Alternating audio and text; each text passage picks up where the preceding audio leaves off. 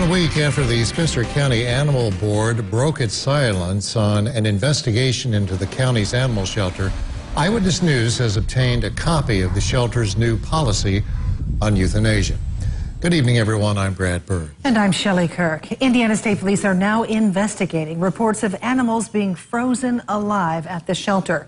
And policies are now being updated. Eyewitness News' Ashlyn Irons first broke this story last week and spoke with former shelter employee and whistleblower Bridget Woodson on what she thinks of these changes. Ashlyn? Well, Brad, 1 week ago, the Spencer County Animal Control Board released a statement admitting inhumane treatment of animals after a former employee and several volunteers said they were asked more than once by management to freeze animals alive. In that statement, a change in policy and procedures were promised by that Animal Control Board. Now, 1 week later, the board released its new policy on euthanasia to Eyewitness News. The new policy says, quote, upon arrival, severely sick or injured animals will take priority in being seen by a veterinarian. During business hours, staff will contact a vet to see if the animal can be seen in a, quote, reasonable amount of time.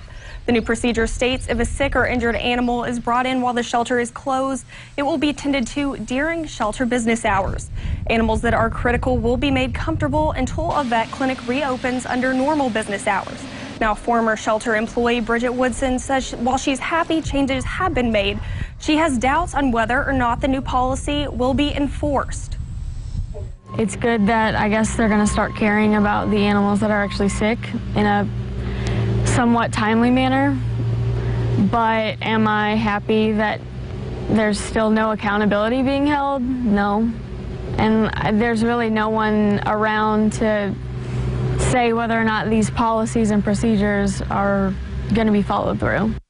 Now, Woodson says the board and shelter violated the former policy, stating animals would only be chemically euthanized by a board member or licensed veterinarian and would not be placed in a freezer until death was confirmed.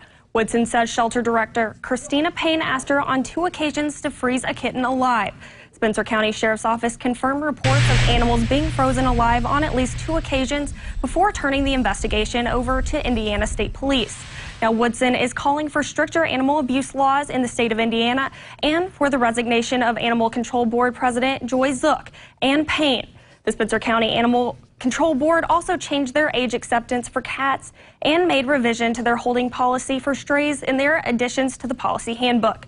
To read the full policy revisions, head to our website, tristatehomepage.com, and just search for this story. Ashlyn Irons, Eyewitness News.